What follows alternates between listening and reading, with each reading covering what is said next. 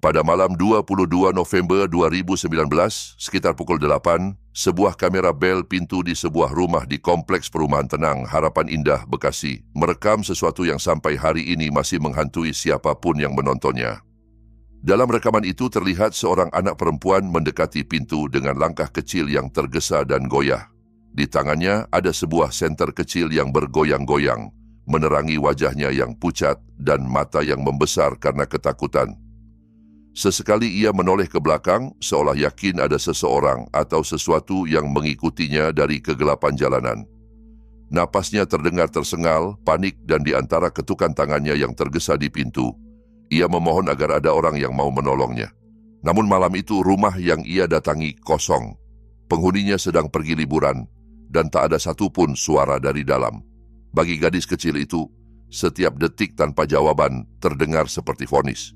Ketukannya semakin keras, suaranya memohon, hampir histeris, memanggil siapa saja yang mungkin ada di dalam. Ia berkali-kali menoleh ke jalanan gelap di belakangnya, seolah mengukur jarak antara dirinya dan bahaya yang tak terlihat. Tapi tak seorang pun menjawab. Dan ketika akhirnya ia menyadari bahwa tak ada yang akan membukakan pintu, kepanikan di suaranya berubah menjadi keputusasaan murni. Sebelum ia perlahan menghilang dari sudut pandang kamera, menelan dirinya sendiri ke dalam kegelapan kompleks.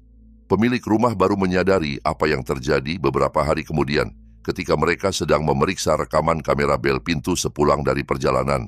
Di layar, mereka menyaksikan gadis asing itu mengetuk pintu mereka, memohon pertolongan dan kemudian lenyap begitu saja. Ketika polisi datang dan melakukan pencarian di sekitar lingkungan, gadis itu sudah lama menghilang. Tidak ada jejak, tidak ada saksi yang yakin pernah melihatnya, dan tak satu pun tetangga yang mengenal wajahnya. Pertanyaan terbesar pun menggantung di udara. Siapa gadis itu dan dari apa ia sebenarnya melarikan diri? Karena mereka sama sekali tidak mengenal anak itu dan ia tidak mirip dengan anak-anak tetangga manapun, pemilik rumah melaporkan rekaman tersebut ke polisi. Mereka juga mengunggah videonya ke internet dengan harapan ada seseorang yang mengenali gadis tersebut. 6 tahun telah berlalu sejak malam itu dan tidak satu pun identitas yang mengerucut. Namun dunia maya tidak pernah kehabisan teori. Ada yang beranggapan bahwa gadis kecil itu hanyalah umpan, bagian dari modus perampokan yang menggunakan anak atau perempuan yang tampak ketakutan untuk memancing empati. Saat pemilik rumah membuka pintu, para pelaku yang bersembunyi di luar jangkauan kamera akan menerobos masuk dan menguasai rumah dalam hitungan detik. Tapi teori itu runtuh begitu orang-orang mulai benar-benar mendengarkan suaranya. Cara gadis itu mengetuk, nada paniknya ketika memohon, napasnya yang putus-putus, semua terdengar terlalu tulus, terlalu pecah, terlalu kacau untuk sekadar akting yang diajarkan kepada seorang anak kecil. Banyak yang justru percaya bahwa apapun yang mengejarnya malam itu jauh lebih menakutkan daripada komplotan perampok biasa. Teori yang lebih kelam dan jauh lebih tragis muncul ketika orang-orang mulai mengaitkan rekaman itu dengan kasus seorang anak yang hilang beberapa bulan sebelumnya. Seorang gadis berusia 9 tahun yang akan kita sebut saja sebagai Nadia, didiagnosis dengan gangguan ikatan reaktif, reactive attachment disorder, dan gangguan disregulasi suasana hati yang mengganggu, disruptive mood dysregulation disorder. Kondisi itu membuat emosinya sangat tidak stabil dan membuatnya sering mencoba kabur dari rumah maupun dari tempat tinggal sementara. Karena semakin sulit dikendalikan, ia akhirnya dimasukkan ke sebuah panti rehabilitasi anak di pinggiran Bandung, tidak jauh dari kawasan hutan yang sunyi dan dingin. Pada 3 Februari 2019, pengawas di panti tersebut kehilangan jejaknya. Dalam hitungan menit, Nadia sudah menembus gerbang, melewati halaman, dan menghilang di antara pepohonan yang rapat di belakang fasilitas itu. Pencarian besar-besaran digelar, melibatkan lebih dari 200 orang. Relawan, polisi, tim SAR, bahkan warga sekitar yang menyisir hutan, sungai, dan jurang satu persatu. Namun meski sudah berhari-hari dan berminggu-minggu, tidak ada jejak yang jelas, tidak ada pakaian, tidak ada jejak kaki yang pasti, tidak ada barang miliknya yang tertinggal. Teori resmi yang berkembang kemudian adalah bahwa Nadia tersesat di hutan, kedinginan di tengah suhu malam yang turun drastis, lalu perlahan menyerah pada hipotermia. Namun polisi tidak pernah benar-benar menutup kemungkinan bahwa ada pihak lain yang menculik atau membawanya secara paksa keluar dari daerah itu. Dan ketika rekaman gadis kecil di Harapan Indah itu muncul di internet, banyak yang yakin bahwa itu adalah Nadia.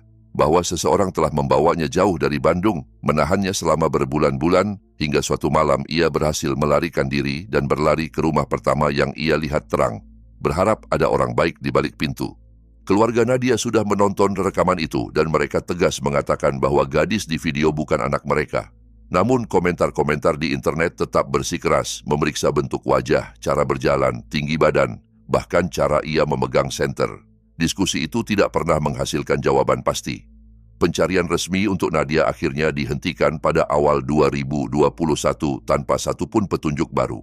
Gadis kecil di rekaman bel pintu itu pun tidak pernah teridentifikasi. Dua sosok anak yang berbeda atau mungkin satu jiwa yang sama.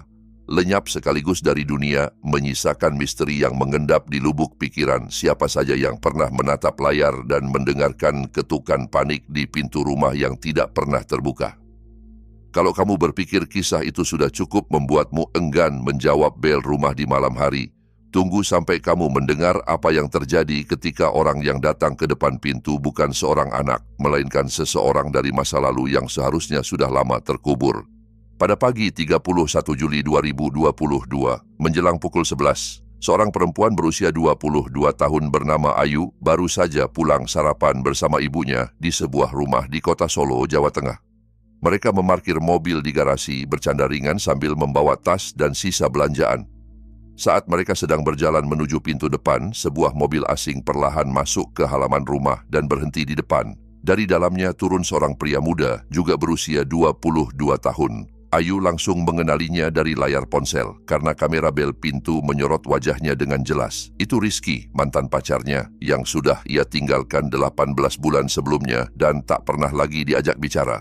Malam sebelumnya, Rizky mengirimkan sebuah pesan suara yang membuat bulu kuduk meremang. Suaranya terdengar kikuk, namun ada sesuatu yang mengganjal di balik nada bicaranya. Halo, Ayu. Ini Rizky. Aku cuma pengen nyapa kamu. Pengen tahu kabar kamu gimana. Kalau kamu nggak keberatan, mungkin besok kamu bisa telepon aku. Sudah lama banget kita nggak bicara dan aku nggak tahu. Rasanya aneh. Yang jelas aku masih pengen ngomong sama kamu. Pasti akan enak kok. Ini sudah malam sih. Tapi kalau besok kamu mau, kamu bisa hubungi aku. Ya, gitu saja. Tolong telepon aku kembali. Terima kasih. Ayu mendengarkannya sekali, merasa tidak nyaman, lalu memutuskan untuk mengabaikannya. Ia tidak membalas, tidak memberi izin, dan tidak ingin bertemu lagi. Namun Rizky tetap datang. Melalui live feed di ponsel, Ayu melihatnya berdiri di teras depan sambil mengetuk pintu. Ia memilih untuk diam, menahan napas sambil berdiri di balik dinding, berharap ia akan menyerah dan pergi. Setelah sekitar 3 menit, Rizky tampak meninggalkan teras. Tapi bukannya meninggalkan rumah, ia justru mengelilingi bangunan, mencoba mencari jalan lain untuk masuk. Kamera di samping dan belakang rumah menangkapnya ketika ia mengintip jendela, menarik-narik handle pintu samping, bahkan mencoba menekan kaca dengan bahunya. Ketika semua itu gagal, ia kembali ke pintu utama. Kali ini, ia tidak lagi mengetuk dengan sabar. Tubuhnya menegang, suaranya terdengar kesal. Ia mulai menendang pintu, mendorong sekuat tenaga, mencoba mematahkan kunci dan engselnya. Dari dalam, Ayu dan ibunya hanya bisa mendengar dentuman yang makin keras, makin putus asa. Ayah Ayu, yang sejak awal sudah merasa ada sesuatu yang tidak beres, mengambil senjata api yang disimpan secara legal di rumah. Saat pintu hampir tidak sanggup menahan dorongan lagi dan Rizky terus memaksa masuk, ayah Ayu merasa tidak punya pilihan lain. Beberapa menit kemudian, semuanya berakhir dengan satu suara tembakan yang memecah pagi yang tenang. Polisi sudah dihubungi jauh sebelum itu, tetapi mereka hanya bisa datang setelah tubuh Rizky tergeletak di depan pintu yang hampir jebol. Ayu dan ayahnya dibawa untuk dimintai keterangan. Dalam persidangan pada 4 Agustus 2022, jaksa menanyakan apakah ayah Ayu mengetahui pesan-pesan yang dikirim Rizky malam sebelumnya. Ia menjawab tidak. Yang menyelamatkan ayahnya dari hukuman adalah satu hal, rekaman kamera bel pintu. Video itu menunjukkan dengan jelas bahwa Rizky berulang kali berusaha mendobrak pintu, mengelilingi rumah mencari celah, dan menolak mundur meski jelas tidak diizinkan masuk. Di pengadilan, rekaman itu menjadi saksi bisu yang paling kuat, dan ayah Ayu akhirnya dibebaskan dari semua tuduhan atas dasar pembelaan diri.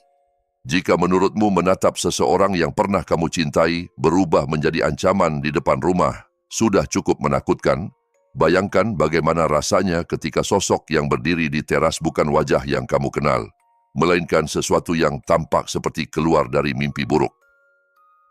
Pada malam 18 Januari 2025, seorang ibu rumah tangga bernama Rina yang tinggal di sebuah perumahan di Tangerang sedang berbelanja di luar ketika ponselnya bergetar.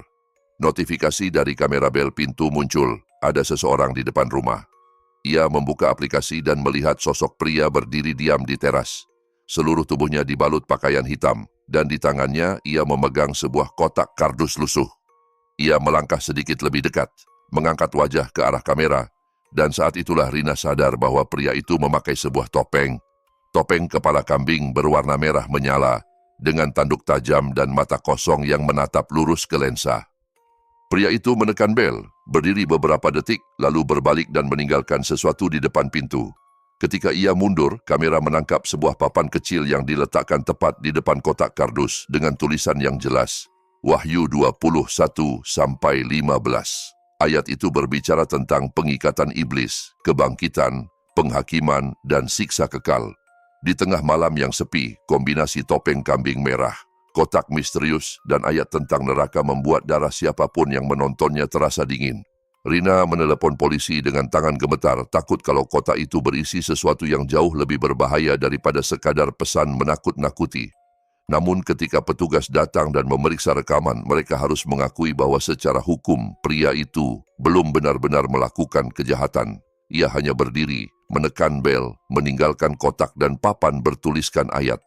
Tidak ada ancaman langsung, tidak ada kerusakan, tidak ada kekerasan. Kasus itu tak pernah benar-benar diproses, dan media yang sempat meliput berita itu pun perlahan berhenti memberitakannya. Identitas pria bertopeng kambing merah itu tidak pernah diketahui. Yang tersisa hanya rasa takut Rina setiap kali matahari terbenam dan bayangan di teras rumahnya mulai memanjang. Dan meskipun tak semua orang datang ke pintu depan untuk membunuh, tak sedikit yang berdiri di sana sambil menyimpan niat yang bahkan mereka sendiri tak sanggup kendalikan sampai akhirnya semuanya terlambat. Pada 21 Juli 2023, dua perempuan lanjut usia memutuskan untuk mengunjungi teman mereka, Siti, seorang wanita berusia 58 tahun yang tinggal sendirian di Kota Malang, Jawa Timur. Mereka merasa tidak tenang karena sudah beberapa hari Siti tidak membalas pesan maupun mengangkat telepon. Saat mereka tiba, pintu depan terkunci tapi tidak dikunci ganda. Dengan hati-hati mereka masuk memanggil namanya, namun tidak ada jawaban. Ketika mereka melewati area dekat tangga, mereka menemukannya. Siti tergeletak telungkup di lantai, tubuhnya bersimbah darah yang sudah mulai mengering. Polisi datang secepat mungkin dan segera memastikan bahwa ini bukan kecelakaan.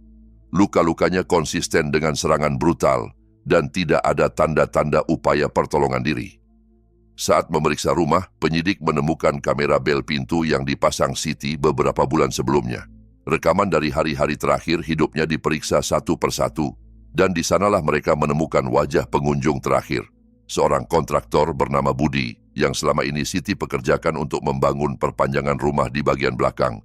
Budi awalnya mengaku bahwa saat ia meninggalkan rumah Siti, perempuan itu masih hidup dan baik-baik saja. Ia bersikeras bahwa ia hanya datang untuk mengecek pekerjaan dan tidak terjadi apa-apa. Namun rekaman kamera bel pintu menunjukkan sesuatu yang lain. Dalam video, terlihat ia meninggalkan rumah dengan tergesa, dan di bagian bawah celananya terdapat noda yang tampak seperti darah. Ketika polisi menggeledah rumah dan gudangnya, mereka menemukan sebuah palu yang masih menyisakan bekas yang mencurigakan. Setelah didesak dan bukti menumpuk, Budi akhirnya mengakui semuanya. Siti telah membayarnya banyak uang untuk proyek renovasi yang sudah berlarut-larut selama lebih dari 15 bulan. Pekerjaan berjalan lambat, hasilnya buruk, dan beberapa kali Siti memintanya memperbaiki secara serius. Hari itu ketika Siti kembali menegurnya dengan nada marah, sesuatu di dalam diri Budi pecah.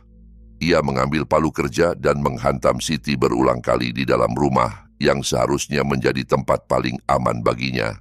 Pada akhirnya, pengadilan menjatuhkan hukuman penjara seumur hidup pada Budi, dan yang menjadi saksi bisu bagaimana ia datang dan pergi dari rumah Siti adalah kamera kecil di samping pintu. Kalau sejauh ini kamu masih mengira bel pintu hanya merekam kejahatan yang sudah terjadi, cerita berikutnya akan mengingatkanmu bahwa kadang-kadang kamera itu justru menangkap momen ketika bahaya baru saja akan dimulai. Pada 6 Oktober 2024, seorang perempuan bernama Dewi sedang menonton televisi sendirian di rumahnya di Semarang, menunggu suaminya pulang. Waktu sudah lewat tengah malam ketika bel rumah tiba-tiba berbunyi. Dewi otomatis berpikir itu pasti suaminya yang pulang larut, jadi ia berjalan ke pintu dan membukanya tanpa terlalu banyak curiga. Namun begitu pintu terbuka, ia tidak menemukan wajah yang ia kenal. Di hadapannya berdiri seorang perempuan asing dengan mata liar, rambut berantakan, dan ekspresi yang tampak berada di antara kebingungan dan amukan. Refleks, Dewi langsung menutup pintu kembali, mengunci dengan tangan gemetar. Dari luar terdengar suara perempuan itu berteriak, mendorong, memukul-mukul pintu. Ketika usahanya untuk merusak kunci gagal, ia berjalan mengitari rumah, mencoba jendela terdekat, menarik gagang, bahkan berusaha mengangkat kaca. Dewi, yang kini benar-benar ketakutan, menelepon polisi sambil mengambil benda apapun yang bisa ia gunakan untuk mempertahankan diri jika orang itu berhasil masuk. Untungnya seorang petugas tiba dalam hitungan menit. Kamera bel pintu merekam ketika polisi itu mendekati perempuan asing tersebut. "Selamat malam," sapa petugas. "Mbak tinggal di sini?" Perempuan itu menjawab cepat, "Tidak, teman saya di dalam." Suaranya mendadak lebih tenang, seolah kehadiran polisi memotong aliran panik yang tadi meledak di depan pintu Dewi. Ia tidak lagi meronta seperti sebelumnya.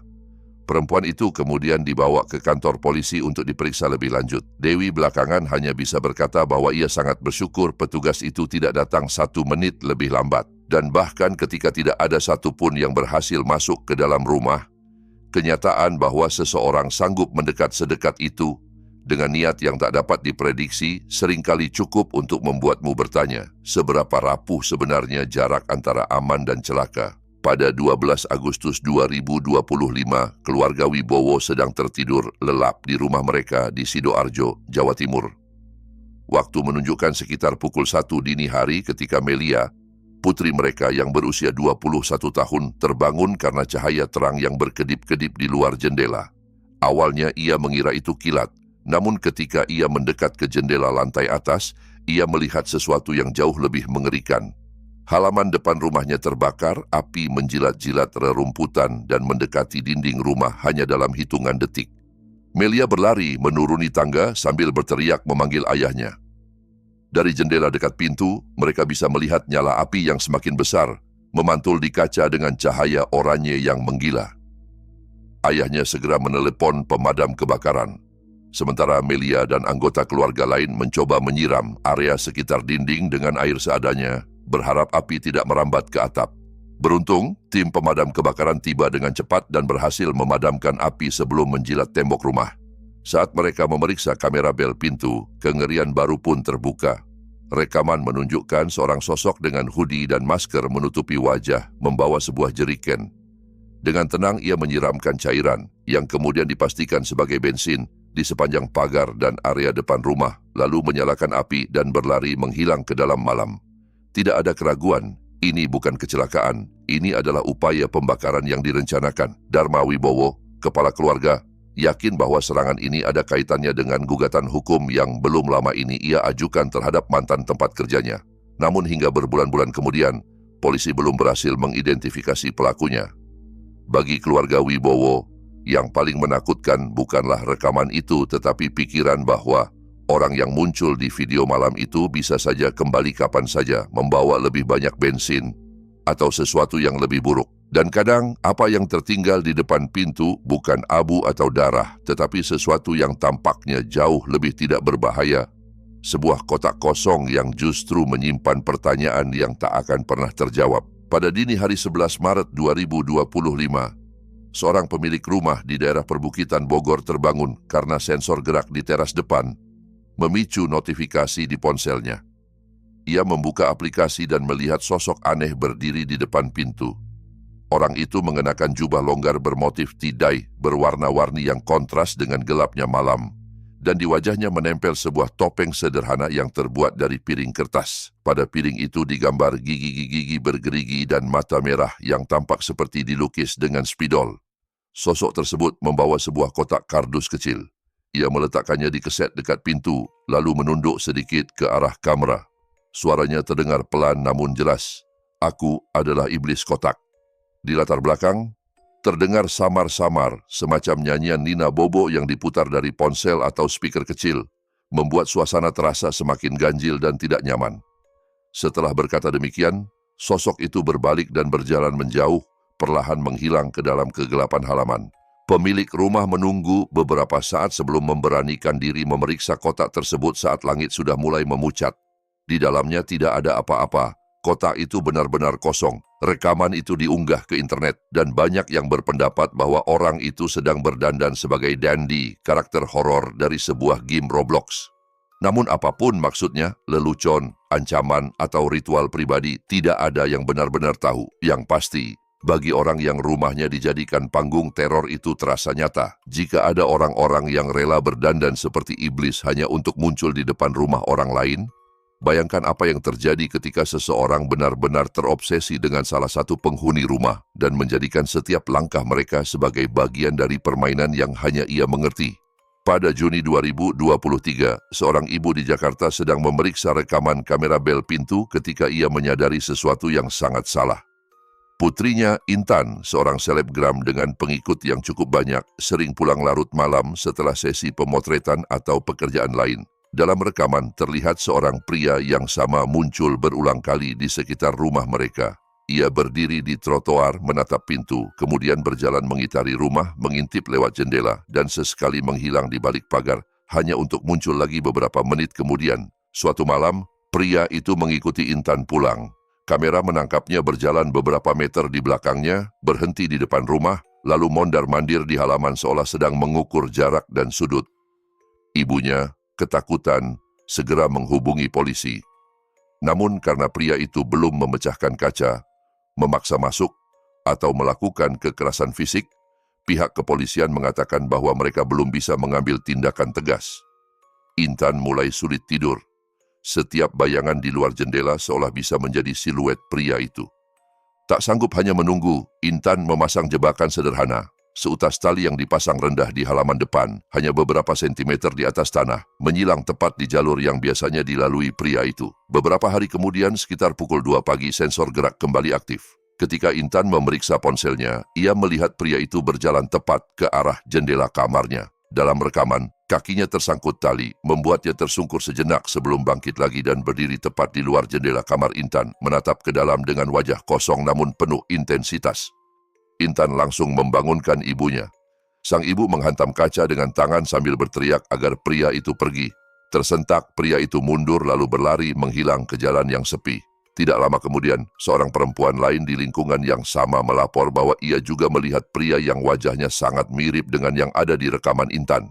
Polisi kini punya gambar jelas dari wajahnya tetapi tetap tidak berhasil mengidentifikasinya. Pada akhirnya Intan dan ibunya memutuskan untuk pindah rumah. Kamera bel pintu baru dipasang di tempat baru tetapi hingga kini sosok pria itu tidak pernah tertangkap lagi. Setidaknya bukan di kamera mereka. Dan meski kamu bisa pindah, mengganti nomor telepon, bahkan mengganti semua kunci, ada hal-hal yang jauh lebih sulit diusir. Rasa bahwa seseorang, entah di mana, masih mengingat rumah lamamu dan menunggu kesempatan untuk berdiri di depan pintu seseorang yang lain. Di sebuah perumahan tua di pinggiran Bandung, sebuah kamera bel pintu sekali lagi menjadi saksi murni dari sesuatu yang bisa saja berubah menjadi tragedi dalam hitungan detik. Malam itu sekitar pukul 10, seorang perempuan bernama Wulan sedang berada di rumah bersama keluarganya ketika layar ponsel menampilkan 3 sosok berdiri di depan pintu. Mereka mengenakan kostum Halloween lengkap. Topeng menutupi wajah, pakaian menyerupai karakter-karakter menyeramkan, meski malam itu bukan malam perayaan apapun. Awalnya, Wulan mengira itu hanya sekelompok remaja yang iseng. Ia bahkan sempat menyapa melalui speaker dengan nada bercanda, "Selamat malam, Halloween-nya kepagian nih." Namun dalam beberapa detik, suasana berubah drastis. Ketiga sosok itu mulai menekan bel berulang-ulang, mengetuk keras, menggoyang-goyangkan gagang pintu, dan mencoba memutar kunci dari luar.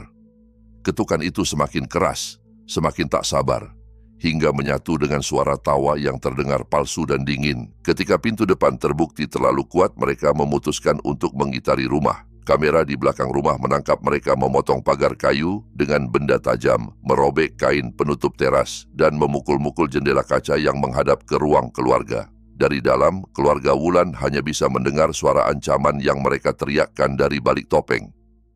"Buka pintunya," salah satu dari mereka berteriak. "Entah kamu yang keluar atau kami yang masuk." Kalimat itu diulang-ulang, menjadi seperti mantra gelap yang memukul-mukul saraf orang yang mendengarnya. Peristiwa itu berlangsung sekitar 6 hingga 10 menit, waktu yang terasa jauh lebih panjang bagi orang-orang yang bersembunyi di dalam rumah, mematikan lampu dan menahan napas sambil menunggu polisi datang. Akhirnya, ketiga sosok bertopeng itu pergi begitu saja, meninggalkan pagar yang rusak, jendela yang retak, dan keluarga yang tidak akan pernah memandang rumah mereka dengan cara yang sama lagi.